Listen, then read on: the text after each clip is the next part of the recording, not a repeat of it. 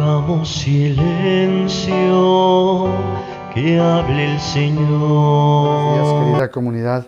Feliz inicio de semana. El día de hoy vamos a iniciar así nuestra semana con el Evangelio de Lucas, que está en el capítulo 7 del versículo del 1 al 10.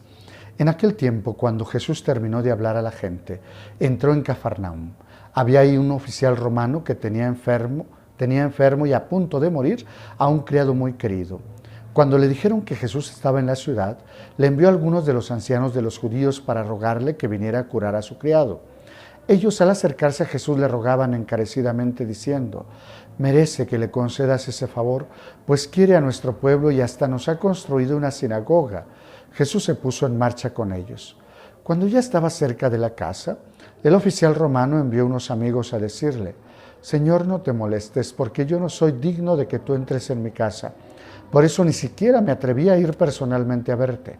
Basta con que digas una sola palabra y mi criado quedará sano. Porque yo, aunque soy un subalterno, tengo soldados bajo mis órdenes. Y le digo a uno: ve y va, a otro: ven y viene. A mi criado: haz esto y lo hace. Al oír esto, Jesús quedó lleno de admiración y volviéndose hacia la gente que lo seguía, dijo: yo les aseguro que ni en Israel he hallado una fe tan grande. Los enviados regresaron a la casa y encontraron al criado perfectamente sano. Palabra del Señor, gloria a ti, Señor Jesús. Son dos cosas las que quisiera que este día reflexionáramos y sobre todo que durante la semana la practicáramos. Fíjense ustedes, quien se acerca a Jesús o quien pide el favor es un oficial romano, pero no lo hace directamente.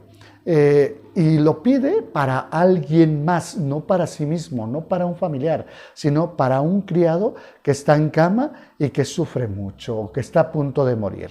Cuando le dicen esto los ancianos, que son a su vez los intercesores. Fíjense ustedes cómo está la cadena. Hay un enfermo. El que lo ama va y pide, pero no le pide directamente a Jesús, sino le pide a los ancianos que se acerquen a Jesús, considerando esta escalerita como buscando a aquel que sea más cercano a Jesús. Y entonces es que los ancianos le piden a Jesús que vaya. Inmediatamente Jesús va. Me detengo aquí un momentito. Nosotros tendríamos que considerar también que aquellos que nosotros les llamamos santos son los que han logrado la gracia, han logrado el agrado de Dios. Por lo tanto, podríamos usarlos, perdónenme la expresión, pero acercarnos a Él para que intercedan a su vez por cada uno de nosotros. ¿Qué hacía? ¿Por qué no se acerca directamente el centurión? Ya después lo vemos, porque se siente indigno, porque no considera que pueda estar frente a Jesús. Oigan, cuando nosotros nos vemos a nosotros mismos, también podríamos decir eso. No somos dignos de acercarnos a Jesús. No somos dignos ni siquiera de pedirle que realice un milagro en mi vida o en la vida de los que yo amo. Y entonces, ¿qué hacemos? Hay que pedirle a aquellos que por sus méritos, por sus acciones, por su vida, por su testimonio, han sido dignos de considerarse aquellos que están en su reino como son los santos. Y es entonces que pedimos la intercesión de los santos, porque nosotros no somos dignos, porque somos pecadores, porque hemos fallado, porque tenemos muchos problemas y dificultades, es cierto.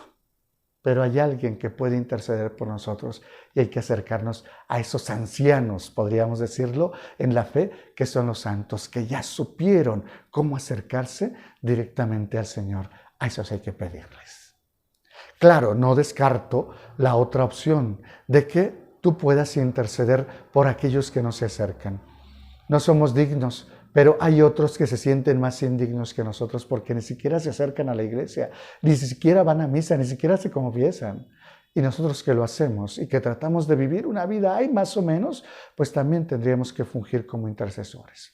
Esa es la primera cosa que quería transmitirles el día de hoy. La otra es cuando va llegando Jesús a la casa del oficial romano, entonces envía a unos amigos a decirle: Señor, no te molestes porque yo no soy digno de que entres en mi casa. Por eso no me atreví a ir personalmente, pero basta con que digas una sola palabra. La explicación es esta: yo tengo soldados a mis órdenes y si le digo uno ve, va, a otro ven y viene.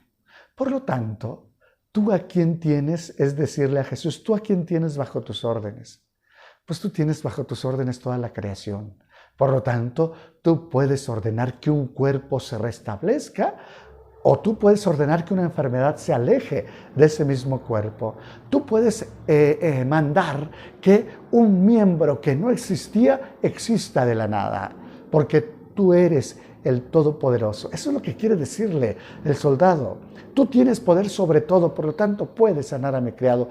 No necesitas ni siquiera ponerle la mano, no necesitas ni siquiera acercarte a él. Con una palabra tuya que digas, con eso todo mundo te obedecerá y se pondrá en orden.